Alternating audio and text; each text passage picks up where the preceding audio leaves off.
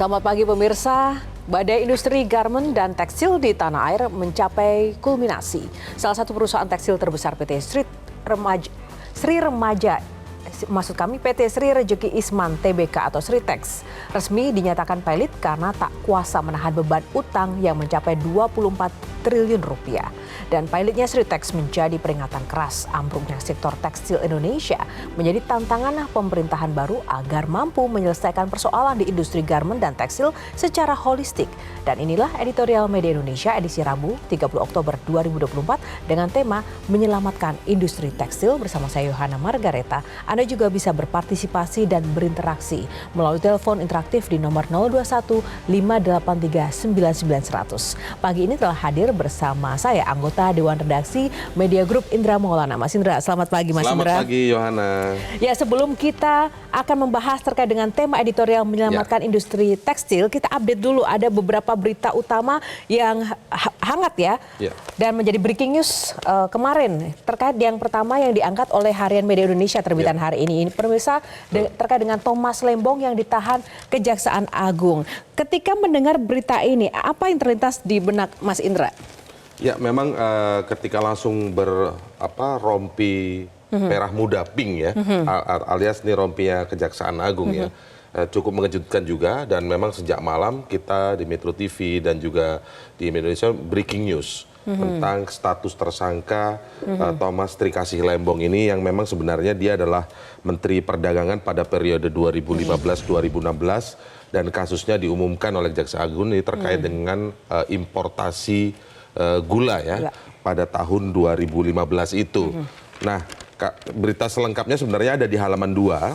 Tadi fotonya memang ada di halaman 1 Media Indonesia, berita selengkapnya ada di halaman 2. Ini memang menunjukkan bahwa menurut Abdul Qohar ya, Abdul Qohar ini adalah Dirdik atau Direktur Penyidikan Jampitsus Kejaksaan Agung yang menyebut ini adalah kasus impor gula 2015. Dan di sini Abdul Qohar juga menyampaikan bahwa kasus ini terungkap dan dirasa ada kejanggalan karena memang dalam rapat antar kementerian pada 12 Mei 2015 itu menyatakan atau telah dinyatakan bahwa Indonesia itu surplus gula. Surplus sehingga tidak perlu impor. Nah, tetapi di catatan setelah dilakukan penyidikan atau dilakukan penyelidikan lalu kemudian penyidikan, disebutkan saat itu Thomas Trikasih Lembong sebagai Menteri Perdagangan justru memberikan izin persetujuan impor 105.000 ton gula kristal mentah kepada kepada PT-AP untuk diolah menjadi gula kristal putih begitu ya. Ketika disebutkan tidak ada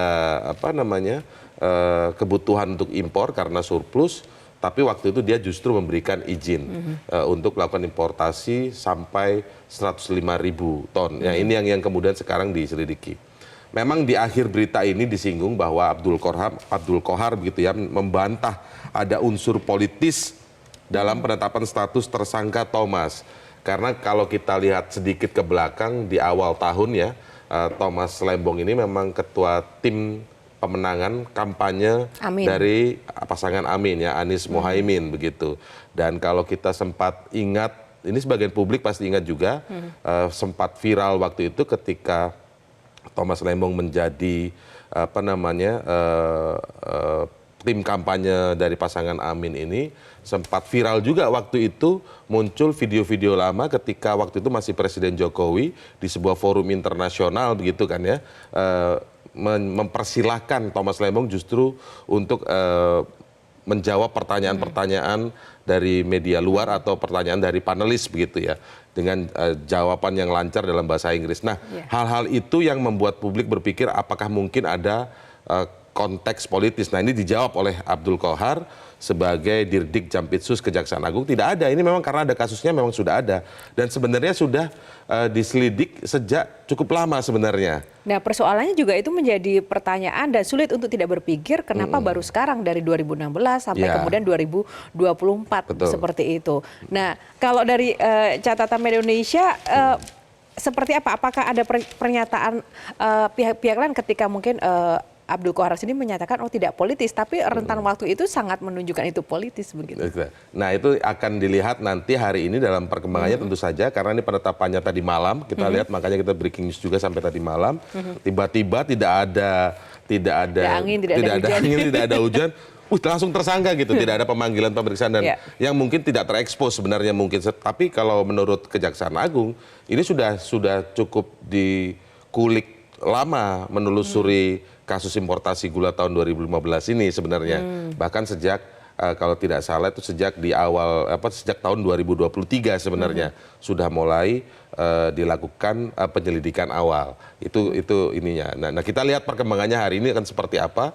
Apakah akan ada tersangka lain ataukah mungkin justru ada jawaban-jawaban lain dari pihak yang berseberangan misalnya tentang terkait kasus yang melibatkan Thomas Lembong ini. Ya, dan sampai saat ini pun Thomas Lembong ketika ditanya wartawan masih menjawab kita serahkan pada Tuhan ya. Kita akan tunggu nanti update-nya di Media Indonesia dan juga di Metro TV untuk informasi selengkapnya pemirsa. Dan untuk yang menjadi headline kedua yang diangkat oleh Media Indonesia adalah terkait PPATK ikut turun tangan di mana Kejaksaan didorong mengenakan pasal gratifikasi dan pencucian uang untuk menjerat Zarov Rikar, yang kemarin 1 triliun, hampir 1 triliun temuannya. 920 miliar rupiah. Dan di rumahnya juga ditemukan, itu uangnya saja loh 920 miliar. 51 kilogram emas dalam bentuk batangan, nah itu 51 kilogram emas juga. Dan ini memang mengejutkan ya, kalau kita lihat Zarov Rikar ini adalah mantan salah satu pejabat di Mahkamah Agung, walaupun sebenarnya dia ada di bawah kesekretariatan ya, kesekjenan dari MA begitu. Kemarin saya sempat berbincang dengan Profesor Gayus Lumbun yang juga mantan Hakim Agung di tahun 2011 sampai 2018. Nah, kasus Zarov Rikar ini kan Zarov sendiri ini mengaku sudah mulai menjadi maklar kasus atau melakukan hal-hal yang tidak sepantasnya ini, melanggar hukum ini sejak 2012 sampai 2022. Sampai 2022 itu maksudnya karena dia sudah pensiun 2022. Dan uang sebanyak itu dikumpulkan dari kasus maklar kasus dari 2012 sampai 2022, 10 tahun. 2022, kemudian 2024 masih ditemuannya hampir 1 triliun. Wow. Masih menjadi penghubung. Setelah dia pensiun dari MA itu, dia kan 2022 pensiun nih. Setelah pensiun ternyata dia masih menjadi penghubung ya, kasus Ronald Tanur itu yang dia dihubungi oleh pengacara Ronald Tanur. Bisa terbayang, sindikat dan juga anggota yang terkait dengan hakim yang sudah pensiun ini pasti harusnya perlu dibuat satgas tidak menurut Anda? Ya kalau Zarov ini dia sebenarnya bahkan bukan hakim.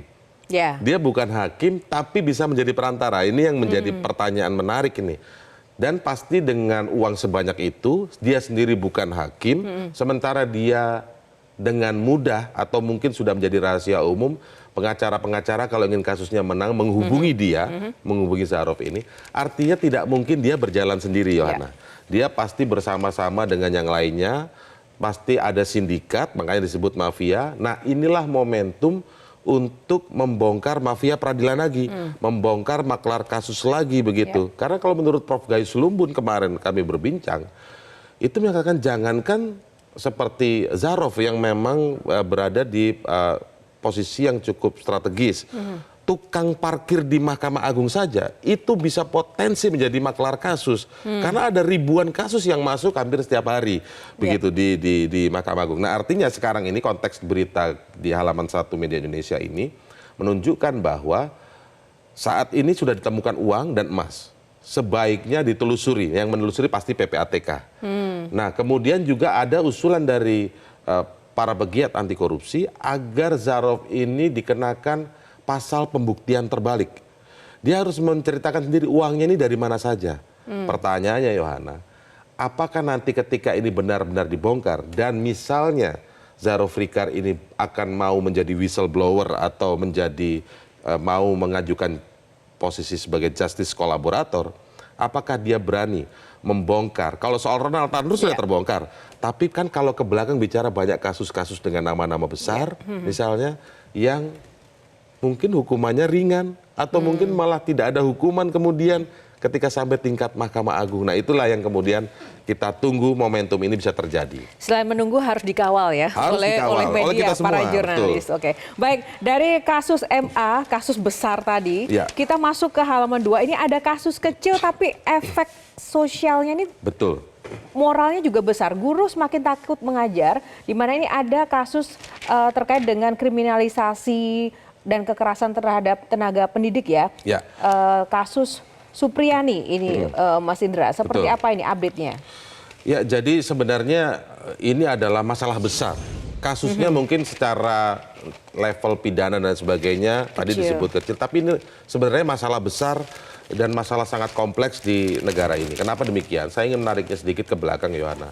Kita berbicara Indonesia Emas 2045. Indonesia Emas tentu saja dimulai dengan SDM yang berkualitas tinggi. SDM yang berkualitas tinggi pasti rumusnya adalah pendidikan. Pendidikan rumusnya adalah kualitas guru. Kualitas guru tentu bicara tentang kesejahteraan guru dan lain sebagainya. Nah ini jangankan bicara kesejahteraan guru. Ketika ada sebuah kasus, tentu ini pembuktiannya di pengadilan. Apakah dia melakukan pemukulan atau tidak dan lain sebagainya. Tetapi yang mengejutkan di sini ketika kuasa hukum Supriyani, bahkan ada kasus yang lain nih, sekarang muncul kasus Marsono ya. Kasus Marsono yang terbaru. Betul. Itu ketika mereka menghadapi persoalan-persoalan ketika dihukum, itu ada saja permintaan uang agar statusnya tidak ditahan, agar dia bisa dibebaskan, atau kalau mau lebih komplit bayarnya lebih mahal. Seperti kasus Supriyani menurut kuasa hukumnya, dia sempat dimintai uang damai sebesar 50 juta rupiah. Bayangkan. Sebagaimanapun kasusnya, kalaupun itu terjadi pemukulan atau tidak, nanti dibuktikan di pengadilan.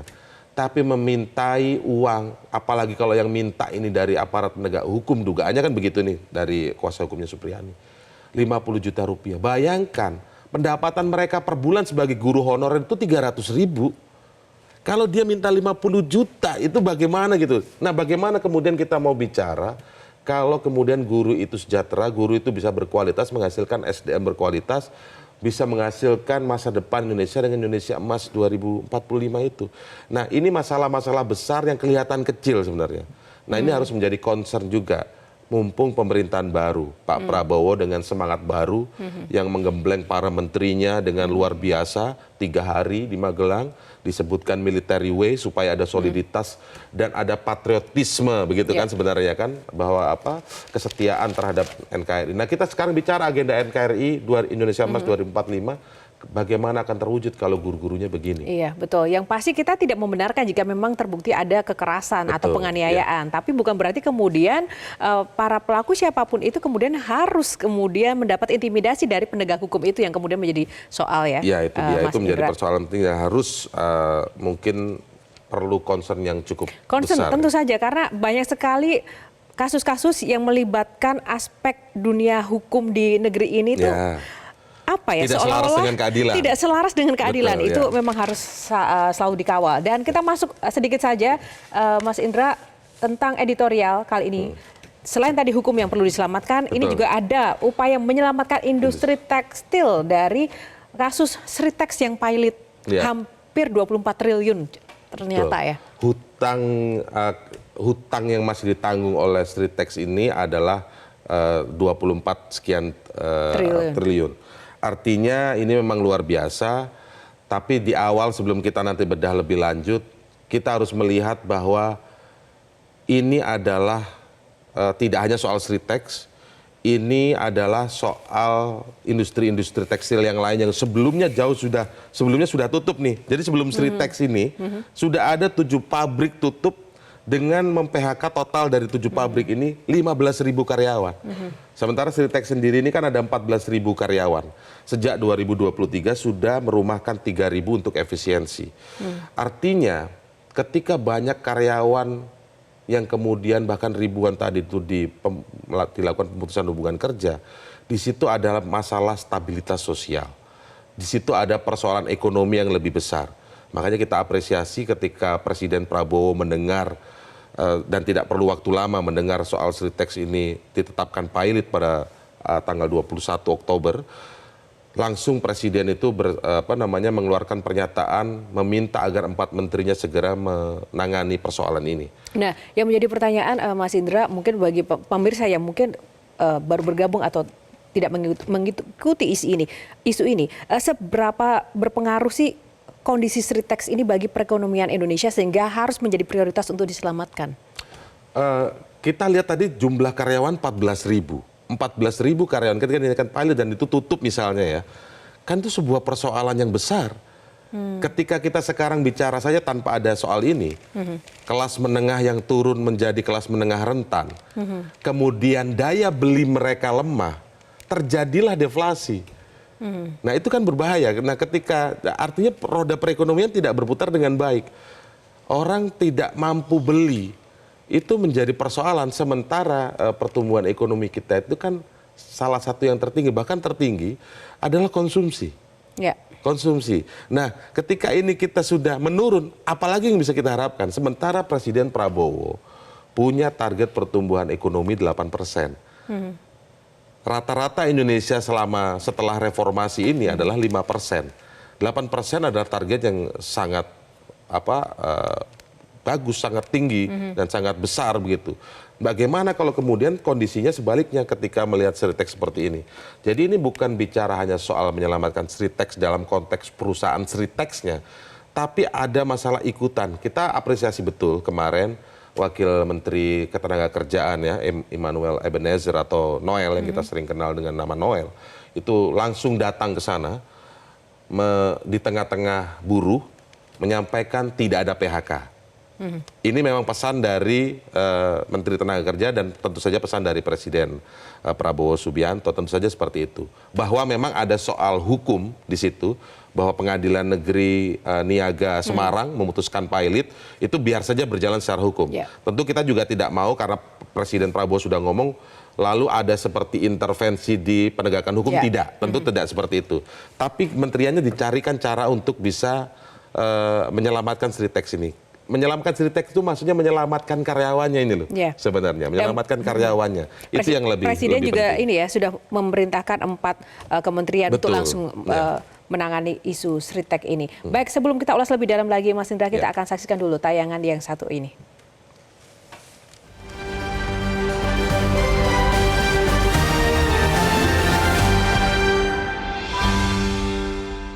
Menyelamatkan industri tekstil.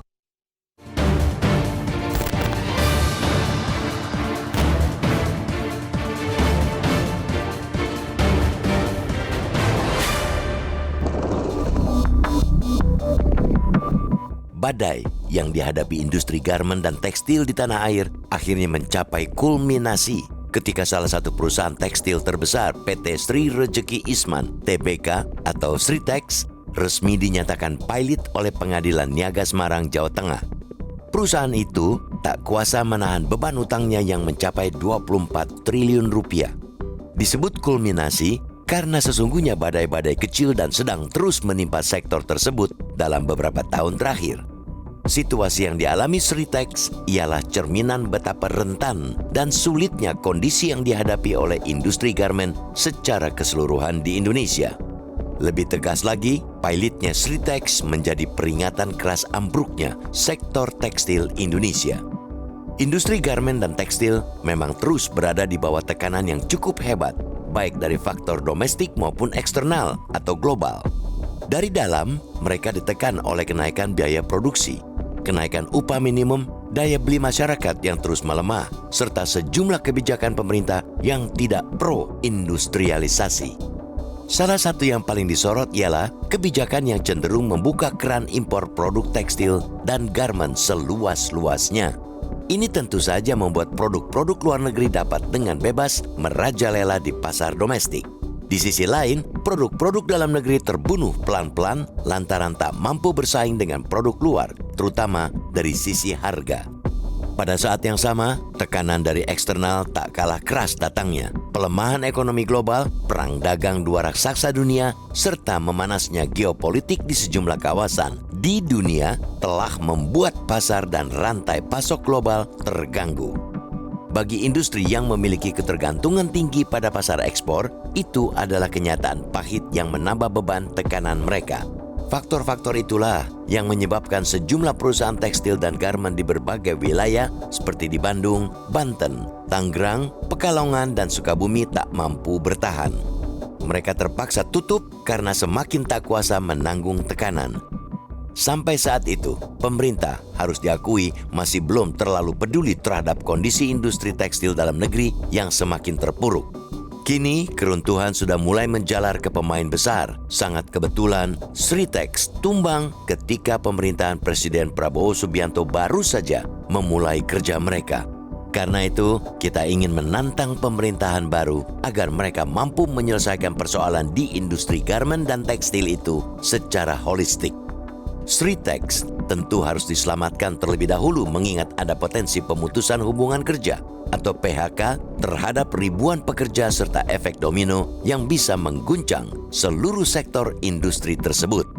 Ribuan pekerja yang kehilangan pekerjaan juga bakal memengaruhi stabilitas sosial di kawasan industri yang selama ini sangat bergantung pada keberadaan perusahaan-perusahaan tekstil besar. Akan tetapi, tugas berat dan utama pemerintah sesungguhnya ialah menyelamatkan industri tekstil dan garmen secara keseluruhan. Pemerintah mesti melakukan pendekatan lebih komprehensif untuk merumuskan langkah penyelamatan industri tekstil sehingga ditemukan langkah atau solusi yang tepat dan bersifat jangka panjang. Presiden sudah benar memerintahkan 4 menterinya yakni Menteri Perindustrian, Menteri Keuangan, Menteri BUMN, dan Menteri Tenaga Kerja untuk turun langsung menyelesaikan krisis di Sritex. Mereka diminta menyiapkan strategi dan skema yang paling pas untuk menyelamatkan Sritex. Alangkah eloknya bila kolaborasi itu diteruskan, bila perlu dilembagakan untuk membereskan segudang persoalan yang masih menggelayuti industri tekstil, serta industri-industri padat karya yang lain. Penyelamatan industri tekstil ialah salah satu kunci untuk meredam laju deindustrialisasi di negara ini yang kini terus menghantui.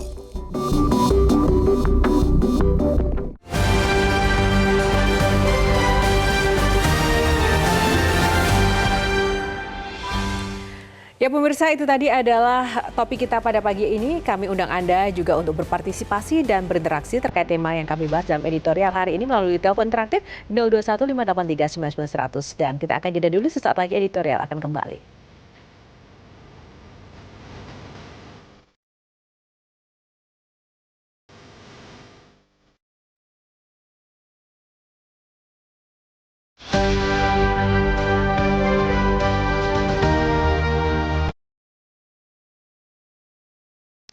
Kembali di editorial Media Indonesia, pemirsa, masih dengan tema menyelamatkan industri tekstil. Sebelum kita akan bedah kembali bersama Mas Indra Maulana, kita sudah tersambung kali ini dengan Menteri Tenaga Kerja, ada Prof. Yasirli. Selamat pagi, Prof. Selamat pagi Mbak Yohana, selamat pagi Mas Indra.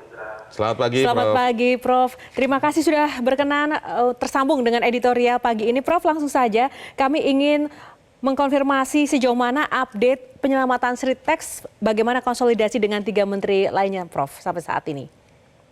Ya, seperti yang para pemirsa juga sudah mengikuti, memang kasus Sritex ini yang pertama ingin saya sampaikan adalah bukan menggambarkan representasi dari semua industri tekstil ya.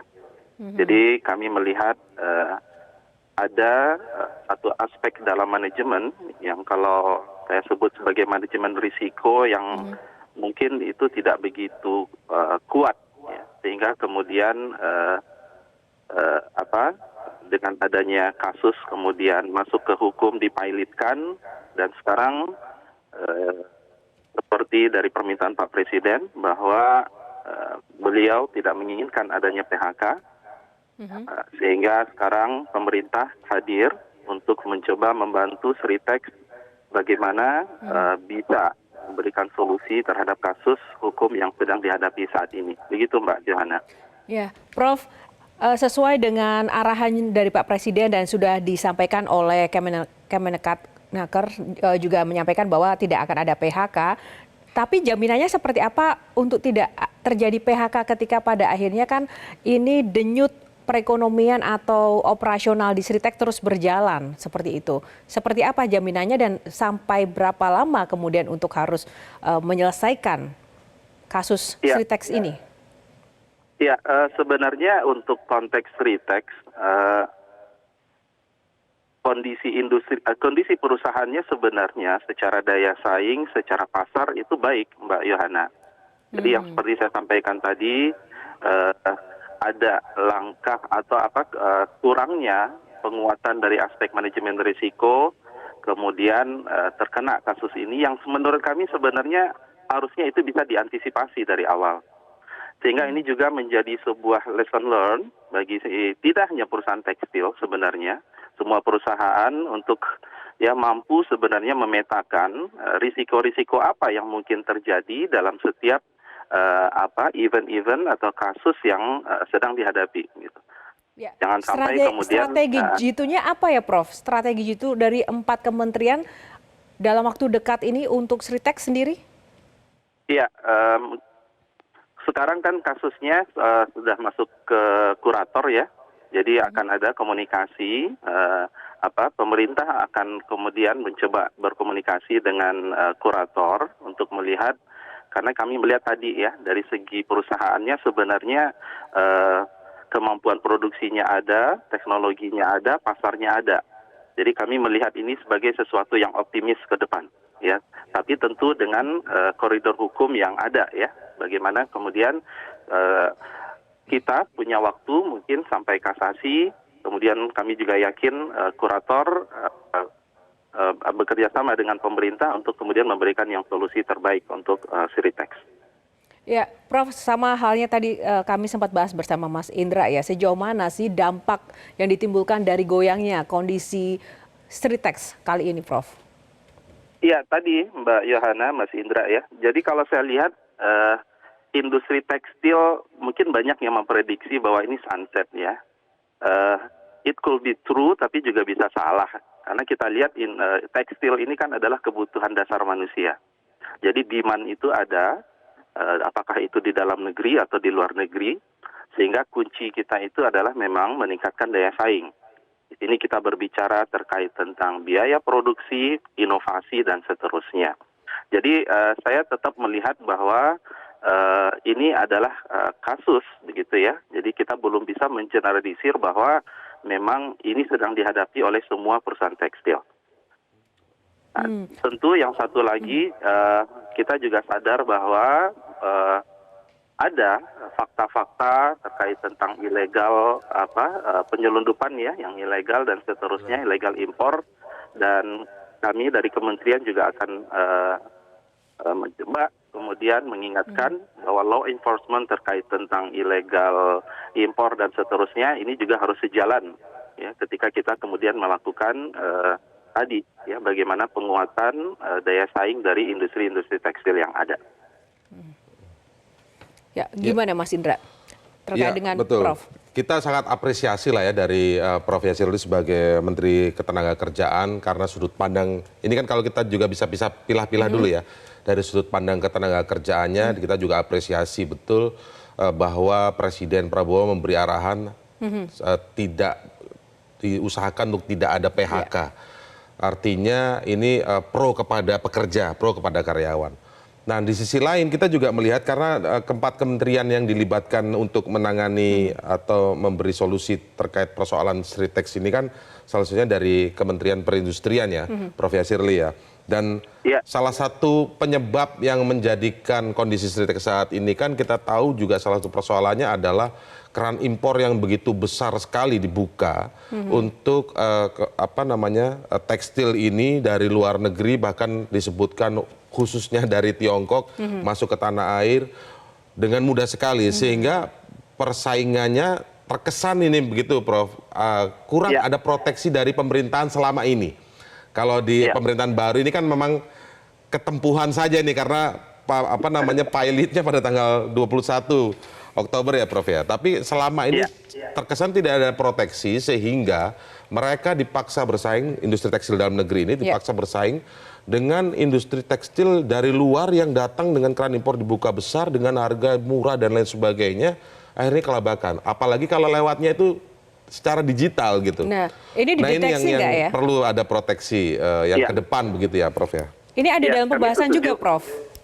Iya, kami setuju Mas Indra, dan kita aware, sehingga sebenarnya saya melihat koordinasi lintas kementerian itu tidak hanya spesial untuk Sritex ya. Jadi kita akan melihat ini secara menyeluruh. Memang ada beberapa regulasi yang kami lihat itu harus kita review, ya, dan kita sudah mulai mendiskusikan itu, ya. Menjadi salah satu solusi selain tadi kasus hanya terkait tentang Sritex, Mas Indra. Iya, iya. Prof, tapi ada target yang disampaikan oleh Pak Prabowo tidak untuk 4 menteri ini menyelesaikan persoalan Sritex ini sampai batas waktu kapan? Berapa lama begitu? Ada target dari beliau? Kalau kita mengikuti terkait dengan proses hukum, jadi ketika kemudian kasasi itu ya itu kita punya waktu 60 hari ya untuk kemudian sampai keputusan kasasinya seperti apa, Bu. Mbak Johana ya. Nah. Ya, baik. Terima kasih Prof. Ya, Shirley untuk informasi dan ulasannya bersama Jadi editorial salam Media Indonesia. buat semua, Mbak Johana, Mas Indra. Jadi sekali lagi kami melihat ini masih kasus ya sifatnya dari Sritex. Kita belum bisa mengeneralisir bahwa ini adalah semua untuk perusahaan tekstil atau industri tekstil, dan kami yakin sekali lagi bahwa ini menjadi lesson learned juga buat semua perusahaan ya, termasuk industri tekstil, bagaimana kita lebih berhati-hati dalam mengelola perusahaan ya terkait dengan manajemen risiko. Kita terus meningkatkan inovasi, daya saing, dan pemerintah dalam konteksnya hal ini adalah kami dari Kementerian Tenaga Kerja, kita siap bekerja sama.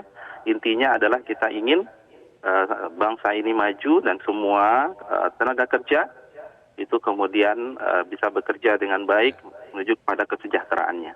Terima kasih banyak Mbak Johana, Mas Indra. Terima kasih Prof.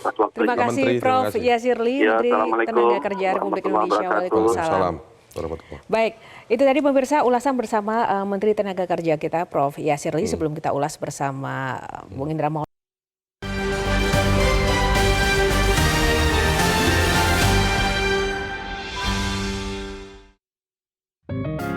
Media Indonesia mengajak Anda untuk mengakses fitur premium e-paper. Dengan sajian konten berbasis intelektual dan meneguhkan kebangsaan, Media Indonesia tampil dengan lebih dinamis melalui e-paper Media Indonesia yang dapat Anda akses kapan saja, di mana saja. Caranya mudah, download aplikasi Media Indonesia di Android atau ketik link epaper.mediaindonesia.com atau bisa scan QR code pada layar kaca Anda. Klik tab e-paper di bagian samping layar tablet Anda. Daftarkan data diri, serta pilih paket berlangganan e-paper Media Indonesia sesuai dengan kebutuhan Anda. Nikmati juga bonus spesial tambahan 4 halaman rubrik fokus setiap hari. Semua bisa Anda dapatkan hanya di e-paper Media Indonesia. Untuk informasi lebih lanjut, hubungi customer service di nomor 0811 1201 2018 atau kunjungi media sosial @Media Indonesia. Media Indonesia, referensi bangsa. Ya pemirsa, kita akan langsung menyapa para penelpon yang sudah antri di line telepon untuk menyampaikan pendapatnya dengan editorial Media Indonesia. Sudah ada Pak John Veto dari Batam, Kepulauan Riau yang pertama. Kita sapa Pak John Veto. Selamat pagi Pak John. Selamat pagi Mbak Yohana, selamat pagi Mas Indra. Salam Selamat pagi Pak. Ya. Baik, silakan Pak. Tanggapannya terkait dengan Sritex. Ya, menyelamatkan industri tekstil. Yang mana kebelakangan ini memang di industri tekstil ini ada udah puluhan ribu kalau yang di PHK ya, ditambah lagi yang di Surabaya ini, di Jawa Timur ini ada karyawan 15.000 ini. Jadi saya sangat bangga juga dengan pemerintahan Prabowo ini, pemerintahan Prabowo Gibran ini begitu langsung aksi dengan apa yang dinyatakannya pilot ya, tekstil ini. Kenapa? Ini dampaknya memang betul-betul dahsyat.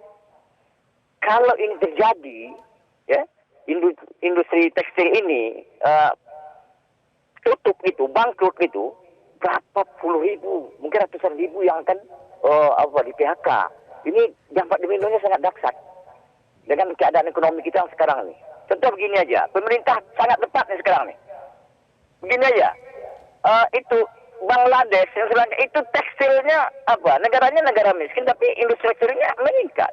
Kenapa? Dia kan import dari negara kayak negara Cina lagi. Tidak begitu, Pak. Contoh kayak kita, betul kata Menteri Menteri Tenaga Kerja tadi. Ya. Betul kata dia. Kita ini kan negara kita kan negara besar. Ini tekstil ini kan betul kebutuhan.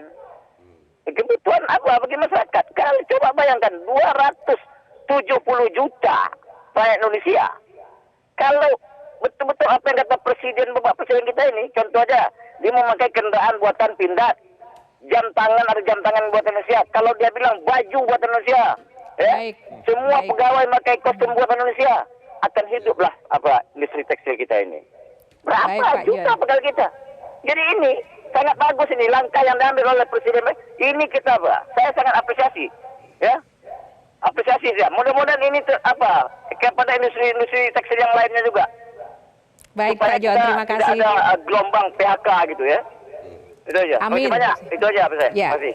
Harapan kita semua. Terima kasih Pak John Veto dari Batam, Kepulauan Riau, dan kita ke Jambi.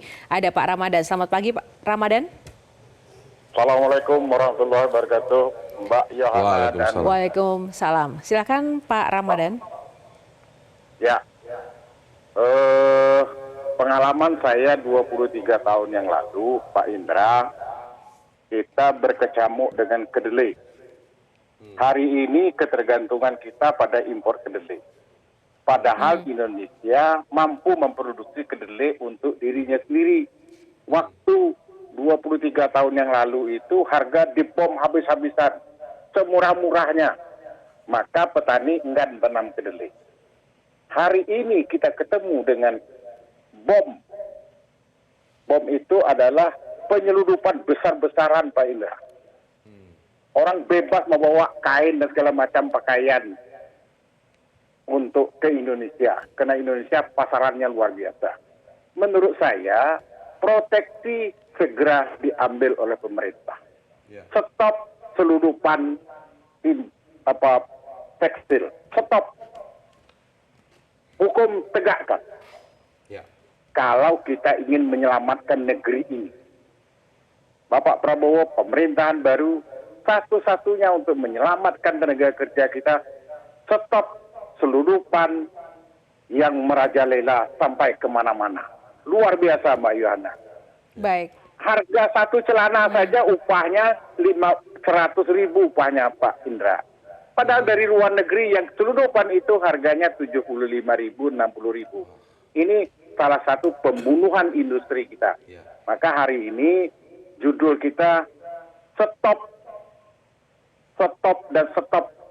impor tekstil. Proteksi pemerintah harus tindakan itu untuk menyelamatkan negeri ini. Assalamualaikum warahmatullahi wabarakatuh. Waalaikumsalam. Terima kasih untuk tanggapannya. Dan kita ke Mataram, ada Pak Bion. Pak Bion, selamat pagi. Selamat pagi Mbak Margareta, Bung Indra, selamat pagi. Selamat pagi, Pak. Dipersilakan Pak. Baik. Terima kasih Mbak Margareta, Mbak Indra.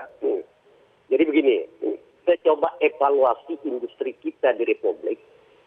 Faktanya adalah ketika ini menjadi violate dengan keputusan Pengadilan Tata Usaha Negara, ini kan persoalannya tidak dalam konteks kebangkrutan terhadap industri. Karena ini proses persaingan globalisasi dunia terhadap proses perdagangan internasional.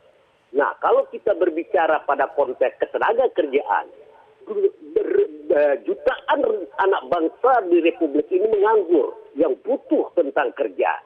Ini sebenarnya yang perlu segera Menteri Kesehatan lewat Presiden Republik Indonesia Prabowo untuk menginstruksikan investigasi fakta terhadap tenaga kerja Indonesia yang menganggur, yang tidak punya pekerjaan. Itu satu. Lalu yang kedua, kalau kita bicara mau menyelamatkan tekstil, ini kan perusahaan, perseroan terbatas. Harus diingat Bung Indra, ini kepentingan perusahaan dalam notabene bahwa mereka menguntungkan diri sendiri, bukan kepada negara. Hanya seberapa sedia membayar royalti kepada negara. Ini harus diingat ini oleh Menteri sekarang. Kecuali negara hadir untuk mengambil defisit investasi mereka untuk kita jadikan BUMN, Badan Usaha Milik Negara, itu jelas. Jelas di sana bahwa usaha ini akan masuk uangnya kepada APBN, bukan kepada perusahaan. Ini harus kita garis bawahi. Tadi kata Menteri Tenaga, saya tidak setuju bahwa ini kebutuhan dasar. Bukan kebutuhan dasar. Kalau kebutuhan dasar itu pangan, bukan sandang. Ini bagi sebentar dulu Mbak Indra, kita bicara negara ini untuk kepentingan Republik. Jadi begini Pak Indra, jadi kalau saya berpendapat, kalau kita ini giring kepada BUMN, saya setuju. Karena ini defisit bukan bangkrut. Ini menguntungkan perusahaan, bukan bicara kepada tenaga kerja. Ingat itu, Ya, Pak tenaga kerja kita di Republik ini jutaan masih menganggur. Harus digarisbawahi. Ini menteri kok mikir nggak paham mana sandang, Ya, mana Pak Bion. pasar. Terima kasih. Saya tidak setuju. Ya, terima kasih. Baik, Ya, kita sudah tangkap poinnya lah ya. Terima kasih semangatnya Pak Bion dari Mataram, dan sebelumnya ada Pak Ramadan dari Jambi dan Pak John Veto dari Batam Kepulauan Riau. Langsung saja tadi tanggapan dari para penelpon gimana? Masih ada satu hal yang tadi yang menarik sebenarnya dari Pak John Veto ya, dari Batam Kepulauan Riau. Bangladesh negara miskin, tidak hanya Bangladesh, mungkin Bangladesh, Vietnam, Uruguay, negara miskin, tapi mereka adalah industri tekstilnya itu benar-benar hidup begitu, menjadi tumpuan untuk penyokong perekonomian. Ya sebenarnya Indonesia tidak ada kendala juga seharusnya untuk soal industri tekstilnya. Tapi bagaimana negara hadir dalam konteks proteksi tadi. Tadi kan digarisbawahi juga oleh Pak John Veto, dan ini menarik. Dan Pak Ramadan bahkan ya menyampaikan proteksi. Harus ada proteksi dari negara ketika sekarang dunia seperti tanpa batas, Yohana. Kita bicara kemudian era digital, lalu sedikit-sedikit kita bicara era disrupsi. Bahwa memang orang bisa mengakses, mau beli dari manapun, bahkan dari negara lain. Bahkan kalau kita lihat sekarang mungkin berbagai jenis marketplace, ya kan. Dengan mudahnya kita, itu barang dari mana? Kita sebagai konsumen pun juga harus mulai berpikir, ini barang dari mana? Murah sekali kalau ini dari luar negeri. Jangan lihat murah untuk diri kita yang akan beli saja. Tetapi jika ini masif dilakukan, maka industri-industri dalam negeri lah yang hancur. Ketika industri dalam negeri yang hancur, ada persoalan karyawan tadi, ada persoalan stabilitas sosial, ada persoalan kemudian mengganggu perekonomian secara keseluruhan. Ketika mengganggu perekonomian secara keseluruhan, dampaknya kembali ke masyarakat yang konsumen juga tadi itu. Nah, ini harus juga disadari kesadaran bersama. Tadi kita kritik pemerintah agar segera melakukan proteksi, jangan sampai ada penyelundupan. Proteksi itu tidak hanya di tempat di pelabuhan-pelabuhan, di berbagai titik dijaga, tapi secara digitalnya juga dong gitu loh. Itu harus diproteksi, jangan terlalu mudah sekali. Regulasi di segala lini. Betul. Betul. Sebelum kita ulas lebih jauh lagi terkait dengan proteksi, karena ini menarik sekali, kehidupan sehari-hari kita ini semuanya serba digital dan serba mudah karena tidak ada ruang proteksi di situ. Kita akan jeda dulu pemirsa, sejauh mana nanti kita akan bahas dampaknya tanpa ada proteksi, dan tidak hanya di tekstil tapi juga di industri lainnya. Sesaat lagi di Editorial Media Indonesia.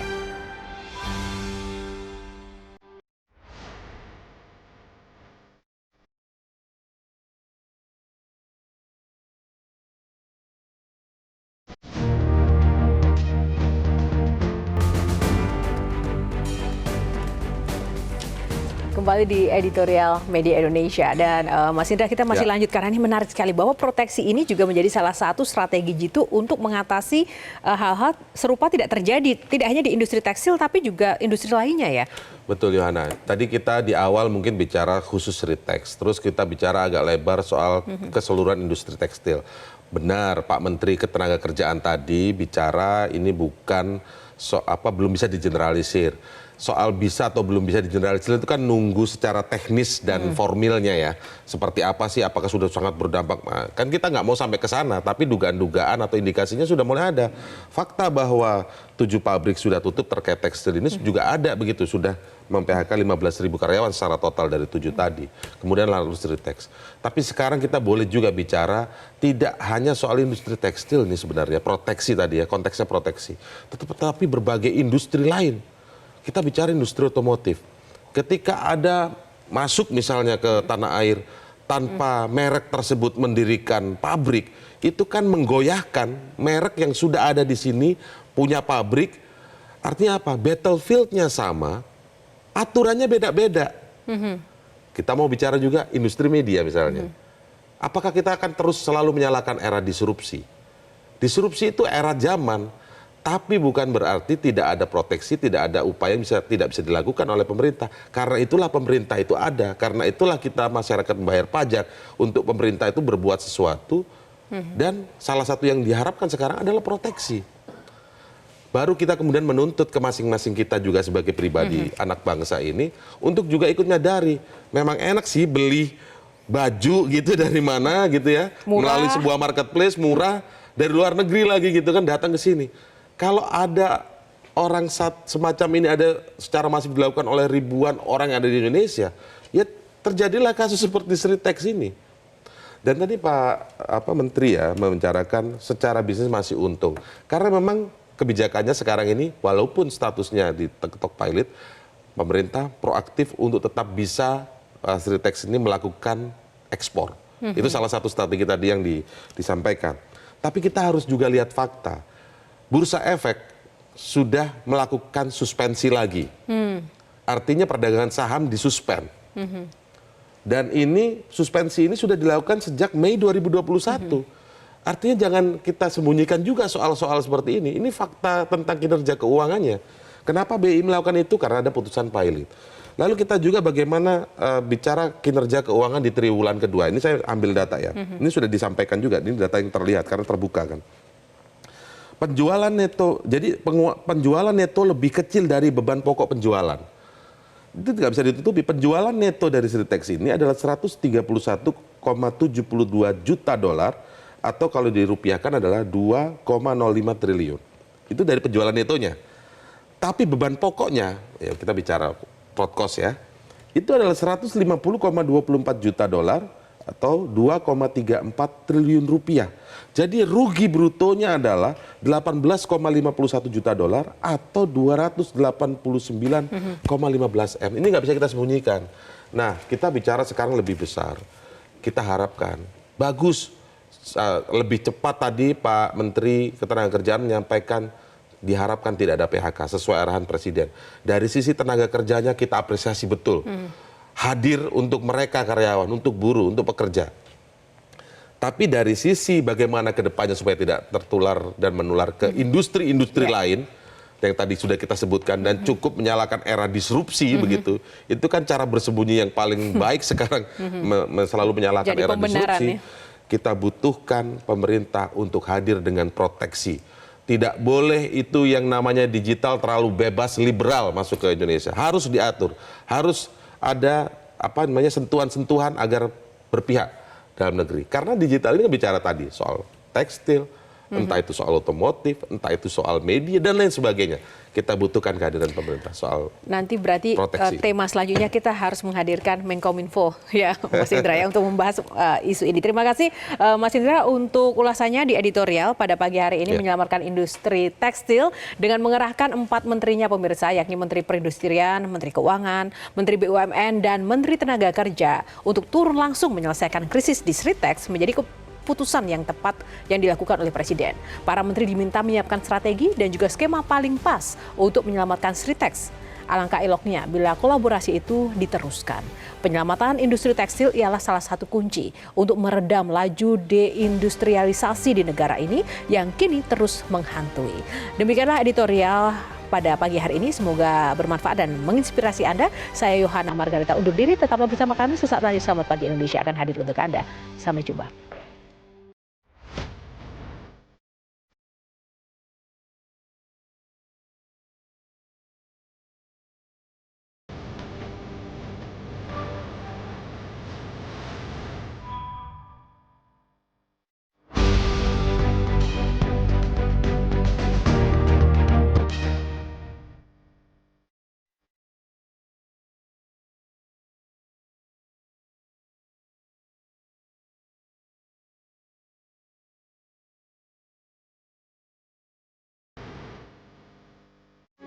Metro TV Jelajahi cara baru mendapatkan informasi. Download Metro TV Extend sekarang.